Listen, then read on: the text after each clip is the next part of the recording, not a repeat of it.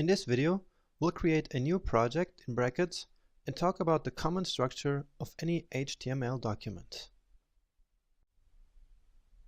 Let's start by creating an empty folder where we will put our first HTML file. I'll create this folder right here on my desktop, but you can create your working folder wherever you like. We'll call this one blog post because, as I showed you before, we will start by building a simple blog post web page. I'll leave it empty and just leave it here. And now let's finally open up brackets to start coding.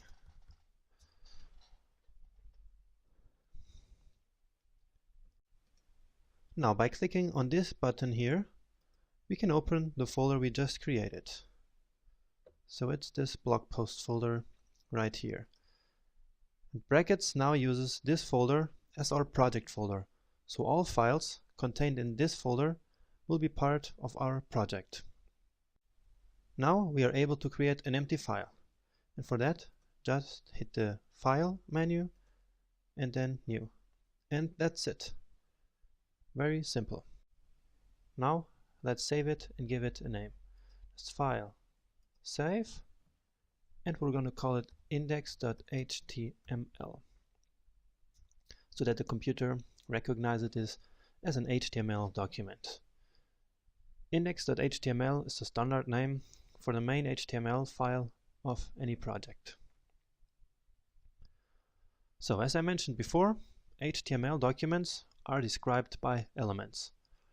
Now all HTML documents have a common structure where the HTML element is the first one, always. So we'll start with this one, HTML, and close it. And now you see brackets helps us here and closes the tag automatically for us. Pretty useful. Okay, now inside the HTML element there are always two key elements in every structure. It's the head and the body. These are the main components of any web page.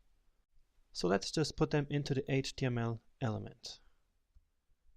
So head, and brackets also helps us with this. It automatically recognizes what we want to write.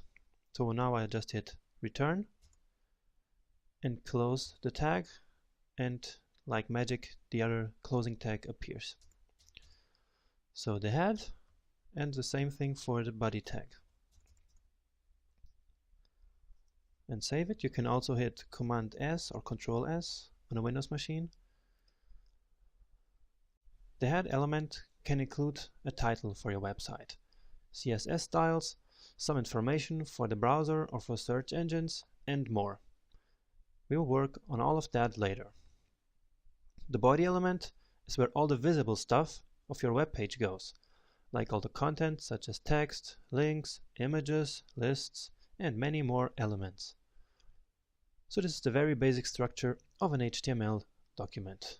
But actually, there is one thing missing here, and that's the so-called doc type. The doc type declaration must be the very first thing in your HTML document, even before the HTML tag. So let's just put it here. It goes like this, doc type and the